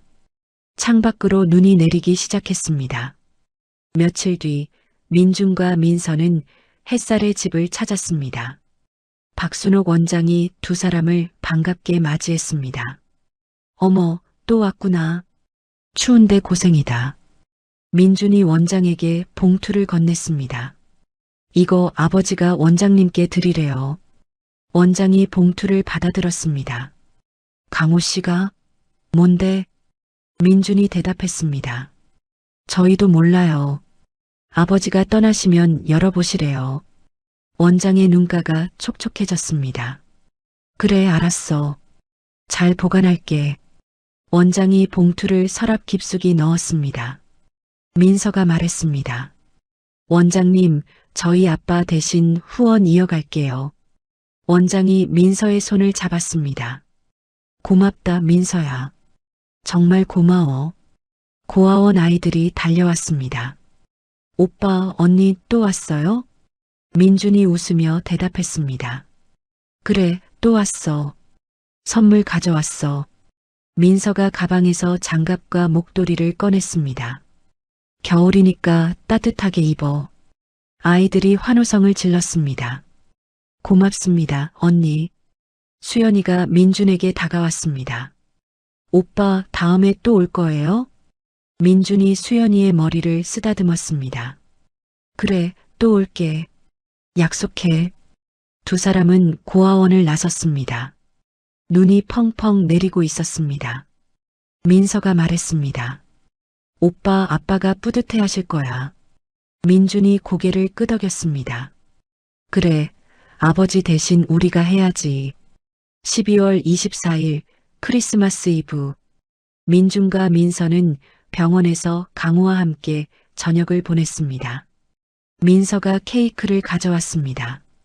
작은 촛불 3개가 케이크 위에서 흔들렸습니다. 강호가 촛불을 바라보았습니다. 22년 전 오늘이었어. 내가 너희를 버린 날. 민준과 민서가 강호를 바라보았습니다. 강호의 눈에 눈물이 맺혔습니다. 강호가 말했습니다. 그날 밤 눈이 이렇게 왔어. 너희를 내려놓고 떠나는데 백미러로 보이더라. 두 아이가 눈 맞으며 서 있는 거. 강호의 목소리가 갈라졌습니다. 민준이 강호의 손을 잡았습니다.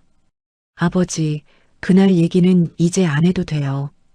강호가 고개를 저었습니다. 아니, 해야 해. 이게 마지막 일지 모르니까. 강호가 깊게 숨을 쉬었습니다. 나는 평생 그 장면을 잊지 못했어. 눈을 감아도 보였어. 근데 이제는 달라. 너희가 내 손을 잡고 있으니까. 강호의 눈에서 눈물이 흘렀습니다. 민서가 강호의 다른 손을 잡았습니다. 아빠, 저희도 용서했어요. 진짜예요. 강호가 두 사람을 번갈아 바라보았습니다. 고마워. 정말 고마워. 강호가 촛불을 바라보며 말했습니다. 나 소원 빌어도 돼? 민준이 고개를 끄덕였습니다. 그럼요, 비세요. 강호가 눈을 감았습니다. 잠시 후 촛불을 향해 숨을 불었습니다. 세 개의 촛불이 한꺼번에 꺼졌습니다. 어둠 속에서 강호가 웃었습니다. 민서가 물었습니다. 아빠, 뭘 빌었어요? 강호가 대답했습니다. 말하면 안 이루어진대. 비밀이야.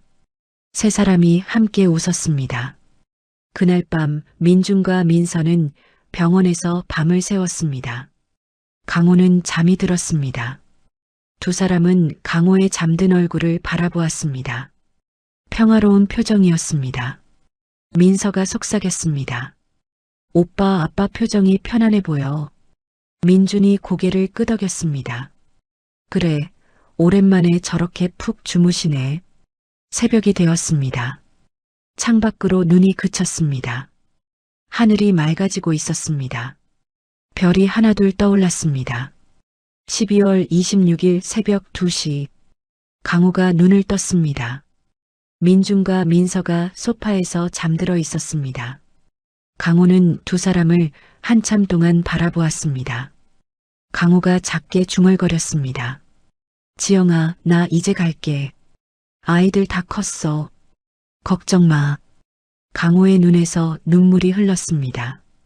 그리고 천천히 눈을 감았습니다. 아침 7시 간호사가 병실에 들어왔습니다. 강호의 상태를 확인하던 간호사가 멈칫했습니다. 보호자분, 일어나세요. 간호사의 목소리에 민준이 눈을 떴습니다. 민준이 침대로 다가갔습니다. 강호의 얼굴은 평화로웠습니다. 하지만 숨을 쉬지 않았습니다. 민준의 입에서 소리가 새어나왔습니다. 아버지. 민서도 잠에서 깼습니다. 오빠, 왜 그래? 민준이 민서를 바라보았습니다. 눈물이 흘렀습니다. 민서가 침대로 달려갔습니다. 민서가 강호의 손을 잡았습니다. 차가웠습니다. 민서의 입에서 울음이 터져 나왔습니다. 아빠, 아빠.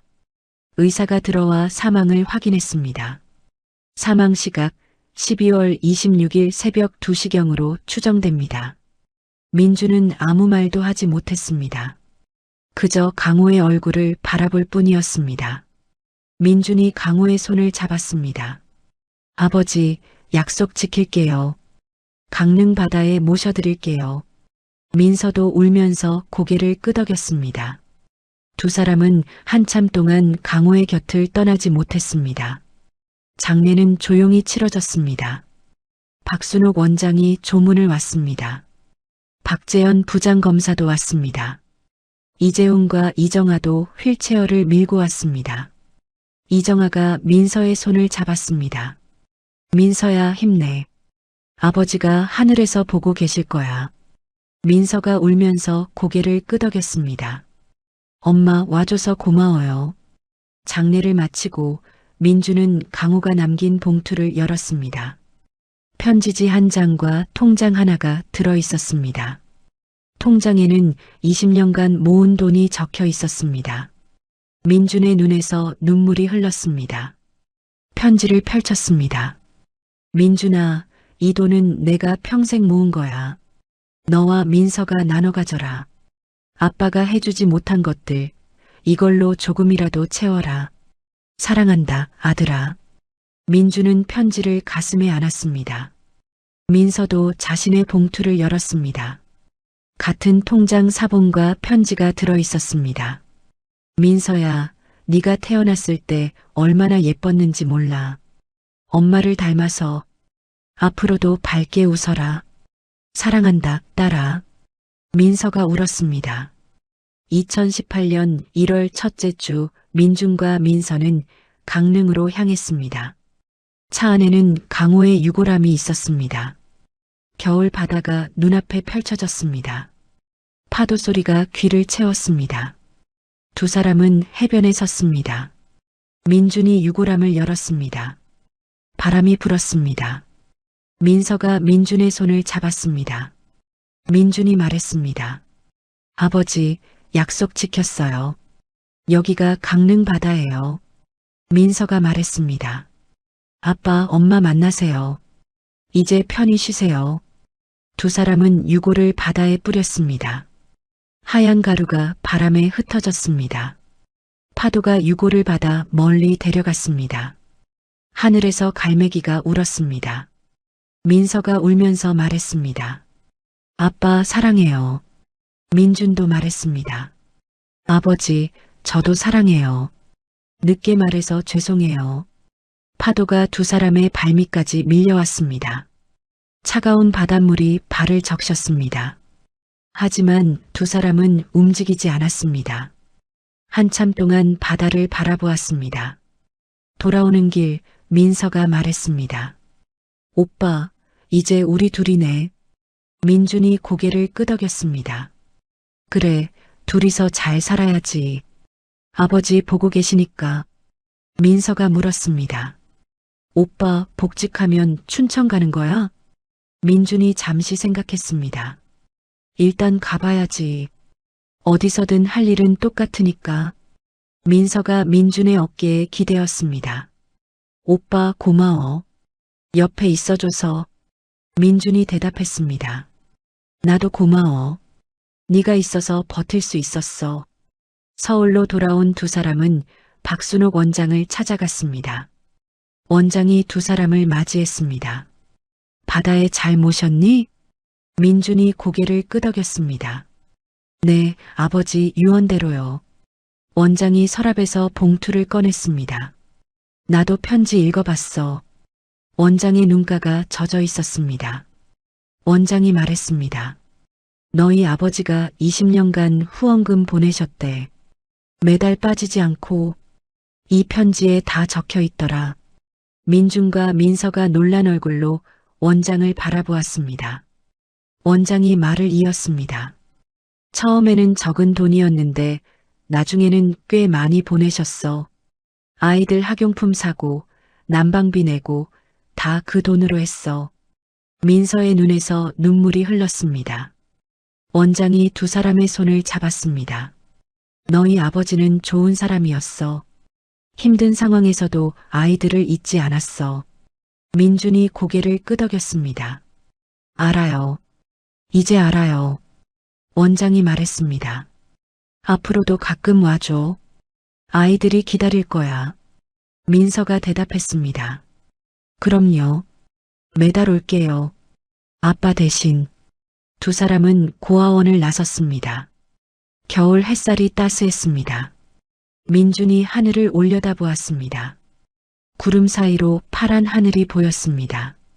민준이 말했습니다. 민서야, 우리 잘 살자. 민서가 고개를 끄덕였습니다. 응, 오빠. 아빠가 보고 계시니까. 두 사람은 나란히 걸었습니다. 그림자가 하나처럼 붙어 움직였습니다. 겨울바람이 불었지만 두 사람의 발걸음은 따뜻했습니다. 새로운 시작이 그들 앞에 펼쳐져 있었습니다. 2018년 3월 민주는 휴직을 마치고 검찰에 복귀했습니다. 춘천지검 발령은 취소되었습니다. 박재현 부장검사가 인사과에 다시 요청을 넣었고 서울중앙지검 잔류가 확정되었습니다. 민주는 다시 아동학대 전담부서로 돌아왔습니다. 복귀 첫날 박재현이 민준을 불렀습니다. 민준아, 잘 쉬었니? 민준이 고개를 숙였습니다. 부장님 덕분입니다. 감사합니다. 박재현이 서류를 건넸습니다. 새 사건이야. 네가 맡아봐. 민준이 서류를 받아들었습니다. 또 어린이집 사건이었습니다. 민준이 입을 열었습니다. 맡겠습니다. 박재현이 민준의 어깨를 두드렸습니다. 그래, 믿는다. 같은 달 민서도 로펌에 복귀했습니다.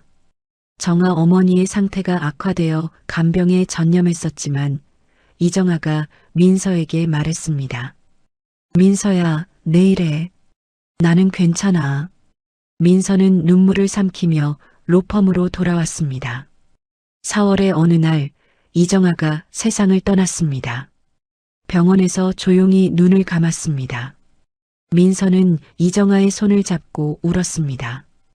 이재훈도 곁에서 함께 울었습니다. 장례를 마친 뒤 민서는 민준에게 전화했습니다. 오빠, 정아 엄마 떠나셨어. 민준이 대답했습니다. 지금 갈게. 어디야? 민준은 장례식장으로 달려갔습니다. 민서가 홀로 앉아 있었습니다. 민준이 민서 옆에 앉았습니다. 아무 말 없이 민서의 손을 잡았습니다. 민서가 말했습니다. 3달 사이에 2분 다 떠나셨어. 민준이 고개를 끄덕였습니다. 그래도 우리가 있잖아. 민서가 민준을 바라보았습니다. 오빠 고마워. 항상 옆에 있어줘서. 민준이 대답했습니다. 당연하지. 가족이니까. 2018년 여름 민준과 민서는 햇살의 집을 다시 찾았습니다. 박순옥 원장이 반갑게 맞이했습니다. 어머, 왔구나. 어서 와. 2 사람은 원장에게 봉투를 건넸습니다. 민준이 말했습니다. 아버지 통장에 있던 돈이에요. 절반은 고아원에 기부하려고요. 원장의 눈이 커졌습니다. 이게 얼마나 되는데? 민서가 대답했습니다. 5천만 원이요. 아빠가 평생 모은 돈이에요. 원장의 눈에서 눈물이 흘렀습니다. 이걸 어떻게? 민준이 말했습니다. 아버지가 원하셨을 거예요. 아이들을 위해 써달라고. 원장이 2 사람을 안았습니다. 고맙다. 정말 고맙다. 아이들이 달려왔습니다. 오빠, 언니 왔어요? 수연이가 민준의 손을 잡았습니다. 민준이 웃으며 대답했습니다. 그래, 왔어. 민서가 가방에서 책을 꺼냈습니다. 오늘은 책 읽어줄게. 다 모여봐. 아이들이 환호성을 지르며 모였습니다. 민서가 책을 펼쳤습니다. 원장이 민준에게 다가왔습니다. 민준아, 고마워. 내 아버지도 하늘에서 기뻐하실 거야. 민준이 고개를 끄덕였습니다. 저희가 더 감사해요. 원장님이 저를 키워주셨잖아요. 2019년 봄 민준은 아동학대 전담부서에서 우수검사로 표창을 받았습니다. 푸른숲 어린이집 사건 이후로 5건의 아동학대 사건을 해결했습니다. 피해 아동들이 새로운 가정을 찾았습니다. 민준의 이름이 법조계에 알려지기 시작했습니다. 민서도 아동인권 전문 변호사로 자리를 잡았습니다. 로펌에서 인정받아 파트너 변호사 후보에 올랐습니다. 피해 아동 가족들이 민서를 찾아와 감사 인사를 전했습니다. 민서는 웃으며 대답했습니다. 제가 해야 할 일을 했을 뿐이에요.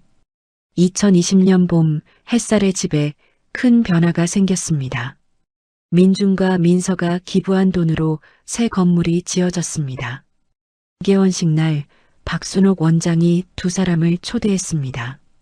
민준과 민서가 나란히 테이프를 끊었습니다. 원장이 인사말을 했습니다. 이 건물은 고 차강호 씨와 그 자녀분들의 후원으로 지어졌습니다. 아이들이 박수를 쳤습니다. 민준의 눈가가 촉촉해졌습니다. 건물 입구에는 동판이 붙어 있었습니다. 차강호 기념관 마이너스 아이들의 내일을 위하여. 민서가 동판을 어루만졌습니다. 아빠 보고 계시죠? 그해 가을 민준에게 특별한 손님이 찾아왔습니다. 수연이가 검찰청으로 민준을 찾아온 것이었습니다. 수연이는 대학생이 되어 있었습니다. 오빠, 저 법대 붙었어요. 민준의 눈이 커졌습니다. 정말? 축하해, 수연아. 수연이가 웃었습니다. 오빠처럼 검사 될 거예요. 아이들 지키는 검사. 민준이 수연이의 머리를 쓰다듬었습니다. 그래, 꼭 좋은 검사 되라. 내가 응원할게. 수연이가 고개를 숙였습니다. 오빠 덕분이에요. 오빠가 꿈을 줬어요. 2021년 봄 민주는 결혼식을 올렸습니다. 신부는 같은 검찰청에서 일하는 검사였습니다. 박재현 부장검사가 주례를 맡았습니다. 민서가 신부 들러리를 섰습니다. 결혼식장에는 햇살의 집 아이들도 왔습니다. 원장이 아이들을 데리고 축하해 주었습니다. 민준이 아이들에게 인사했습니다. 와줘서 고마워. 맛있는 거 많이 먹어. 민서가 축사를 했습니다. 오빠 결혼 축하해. 아빠가 하늘에서 기뻐하실 거야. 민준의 눈가가 붉어졌습니다. 민서야 고마워. 2022년 가을 민서도 결혼식을 올렸습니다. 신랑은 같은 로펌의 변호사였습니다. 민준이 신부 아버지 역할을 대신했습니다. 버질로드를 함께 걸으며 민준이 말했습니다. 아버지가 못 오셔서 내가 대신 왔어. 민서가 울었습니다. 오빠 고마워. 민준이 민서의 손을 신랑에게 건넸습니다. 우리 민서 잘 부탁합니다. 결혼식이 끝나고 민준과 민서는 사진을 찍었습니다. 두 사람 모두 목에 반쪽 목걸이를 걸고 있었습니다. 사진사가 물었습니다. 그 목걸이 뭔가 특별한 거예요? 민서가 웃으며 대답했습니다. 네, 아빠가 남겨주신 거예요. 저희를 이어주는 목걸이요. 민준이 덧붙였습니다. 원래 하나였는데 반씩 나눠 가진 거예요. 22년 만에 다시 만났어요. 2023년 봄 민준에게 아들이 태어났습니다. 아이의 이름은 차강호. 아버지의 이름을 그대로 물려받았습니다. 민준의 아내가 물었습니다. 이 이름 정말 괜찮아요? 민준이 고개를 끄덕였습니다. 응, 아버지가 좋아하실 거야. 이 아이가 할아버지 이름을 이어받으면. 아내가 웃었습니다. 그래요. 좋은 이름이에요. 2024년 여름 민서에게 딸이 태어났습니다. 아이의 이름은 차지영. 어머니의 이름을 따왔습니다. 민서가 아이를 안고 말했습니다. 지영아, 내 이름은 할머니 이름이야. 예쁘게 자라렴. 그해 가을 민준과 민서는 가족들을 데리고 강릉 바다를 찾았습니다. 아버지의 유골을 뿌렸던 그 바다였습니다. 민준이 아들 강호를 안고 해변에 섰습니다. 민서가 딸 지영을 안고 옆에 섰습니다. 민준이 바다를 향해 말했습니다. 아버지, 손주들 데려왔어요. 보이세요? 파도가 철썩였습니다. 갈매기가 하늘을 날았습니다. 민서가 말했습니다. 아빠, 엄마, 저희 잘 살고 있어요. 걱정 마세요. 바람이 불어왔습니다. 두 사람의 머리카락이 흩날렸습니다. 2025년 겨울 크리스마스 이브 민준의 집에 가족들이 모였습니다. 민준 부부, 민서 부부, 그리고 아이들. 박순옥 원장과 수연이도 초대받았습니다. 식탁에 음식이 가득 차려졌습니다. 민준이 일어나 잔을 들었습니다. 오늘은 특별한 날이에요. 30년 전 오늘 저와 민서가 고아원에 버려진 날이에요. 모두가 조용해졌습니다. 민준이 말을 이었습니다. 그날 밤은 제 인생에서 가장 슬픈 밤이었어요. 하지만 지금 돌아보면 그날이 있었기에 오늘이 있어요. 민서가 눈물을 글썽였습니다. 민준이 민서를 바라보았습니다. 원장님이 저를 키워주셨고 민서를 다시 만났고 아빠와 화해했어요.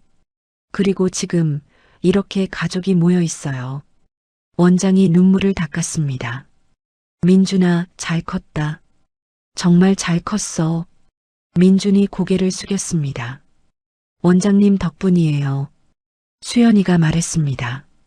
민준 오빠, 민서 언니, 저도 언젠가 이런 가족을 만들고 싶어요. 민서가 수연이의 손을 잡았습니다. 꼭 그렇게 될 거야. 수연아. 민준의 아들 강호가 아장아장 걸어와 민준의 다리를 붙잡았습니다. 아빠 배고파. 민준이 웃으며 아이를 안아 올렸습니다. 그래, 이제 밥 먹자. 민서의 딸 지영이도 엄마 품에 안겨 있었습니다. 민서가 지영의 볼을 어루만졌습니다. 지영아, 너는 할머니 이름이야. 예쁘게 자라야 해.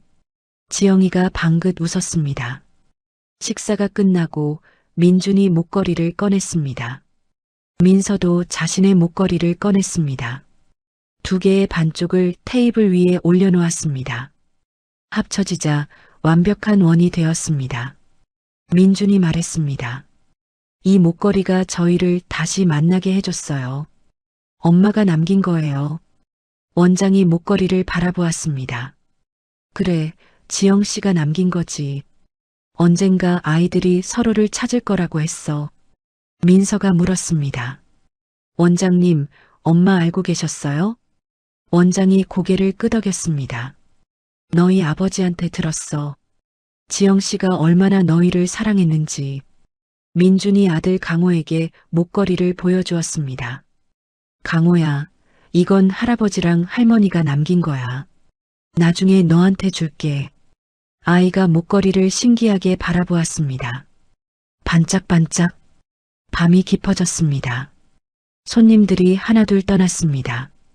원장이 마지막으로 인사했습니다. 민준아, 민서야. 행복하게 살아. 아버지도 하늘에서 보고 계실 거야. 민준과 민서가 현관에서 원장을 배웅했습니다. 원장님, 조심히 가세요. 자주 놀러 오세요. 원장이 웃으며 손을 흔들었습니다. 그래, 또 올게. 문을 닫고 민준과 민서가 거실로 돌아왔습니다. 창밖으로 눈이 내리고 있었습니다. 30년 전 그 밤처럼. 하지만 이제는 추운 밤이 아니었습니다. 민서가 말했습니다. 오빠, 우리 참 멀리 왔다. 민준이 고개를 끄덕였습니다. 그래, 정말 멀리 왔어. 민준이 창밖을 바라보았습니다. 눈송이가 하나둘 떨어지고 있었습니다. 30년 전 고아원 앞에서 오들오들 떨던 2아이가 있었습니다. 지금은 각자의 가정을 이루고 서로의 곁에 서 있었습니다. 민준이 말했습니다. 아버지, 엄마, 저희 잘 살고 있어요. 약속 지켰어요. 민서가 눈물을 글썽이며 웃었습니다. 응, 약속 지켰어. 우리. 아이들이 잠든 방에서 작은 숨소리가 들렸습니다. 민준의 아내와 민서의 남편이 아이들 곁에서 함께 잠들어 있었습니다. 민준과 민서는 아이들의 잠든 얼굴을 바라보았습니다. 평화로운 얼굴이었습니다. 민준이 속삭였습니다. 강호야, 지영아. 너희는 우리처럼 고생하지 마. 행복하게만 자라. 민서가 고개를 끄덕였습니다. 우리가 지켜줄게. 항상. 2사람은 거실로 돌아왔습니다. 테이블 위에 목걸이가 놓여 있었습니다. 달빛이 창으로 들어와 목걸이를 비추었습니다. 용과 봉황이 서로를 마주보며 빛나고 있었습니다. 민준이 말했습니다. 민서야, 고마워. 네가 있어서. 민서가 대답했습니다. 나도 고마워, 오빠. 오빠가 있어서. 2사람은 나란히 창가에 섰습니다. 눈이 계속 내리고 있었습니다. 하지만 그 눈 너머로 별이 빛나고 있었습니다. 30년 전 그 밤에도 별이 떠 있었을까? 민준은 생각했습니다. 아버지가 떠나던 그 밤, 하늘에는 별이 있었을 거야. 그 별이 우리를 지켜봤을 거야. 언젠가 다시 만날 거라고. 민서가 민준의 어깨에 기대었습니다. 오빠, 내년에도 다 같이 모이자. 민준이 고개를 끄덕였습니다. 그래, 매년 모이자. 크리스마스 이브마다. 자정이 지났습니다. 크리스마스가 되었습니다. 민준이 말했습니다. 메리 크리스마스, 민서야. 민서가 웃으며 대답했습니다. 메리 크리스마스, 오빠. 창밖에 눈이 그쳤습니다. 구름이 걷히고 달이 떠올랐습니다. 보름달이었습니다. 목걸이에 옥처럼 둥근 달이. 민주는 달을 바라보며 중얼거렸습니다. 아버지, 엄마, 메리 크리스마스. 민서도 함께 말했습니다. 저희 행복해요. 걱정 마세요. 밤은 깊어갔습니다. 하지만 두 사람의 마음에는 햇살이 비치고 있었습니다. 버려진 아이들이 찾은 가족, 끊어진 인연이 다시 이어진 이야기. 창문 너머로 새벽빛이 밝아오기 시작했습니다. 새로운 하루가 시작되고 있었습니다. 민준과 민서는 나란히 서서 떠오르는 해를 바라보았습니다. 두 사람의 그림자가 하나로 겹쳐졌습니다. 30년 전 크리스마스 이브, 눈 내리는 고아원 앞에 버려진 두 아이가 있었습니다. 아버지의 낡은 트럭이 떠나고 아이들의 주머니에서 나온 것은 반쪽짜리 옥 목걸이였습니다. 용과 봉황이 새겨진 그 목걸이는 어머니가 남긴 유일한 유산이었고 언젠가 다시 만날 두 아이를 이어줄 운명의 끈이었습니다. 세상은 그들에게 가혹했습니다. 입양과 파양, 이혼과 재혼, 상실과 외로움. 하지만 두 아이는 포기하지 않았습니다. 한 명은 검사가 되어 아이들을 지키는 길을 택했고 다른 한 명은 변호사가 되어 같은 길을 걸었습니다. 그리고 22년이 지나 두 사람은 다시 만났습니다. 반쪽짜리 목걸이가 하나로 합쳐지던 그 순간 끊어졌던 가족의 인연도 다시 이어졌습니다. 비겁한 아버지라고 스스로를 탓하던 차강호. 하지만 그는 20년간 단 한 번도 아이들을 잊지 않았습니다. 매달 보낸 후원금, 보내지 못한 수십 통의 편지, 그리고 마지막까지 남긴 진실의 증거. 그것이 아버지가 보여준 사랑의 방식이었습니다. 버림받은 상처는 아물기 어렵습니다. 하지만 용서하고 다시 손을 잡을 때 상처는 흉터가 아닌 훈장이 됩니다. 민준과 민서가 그랬습니다. 그들은 아픔을 딛고 일어나 자신들처럼 힘든 아이들을 지키는 어른이 되었습니다.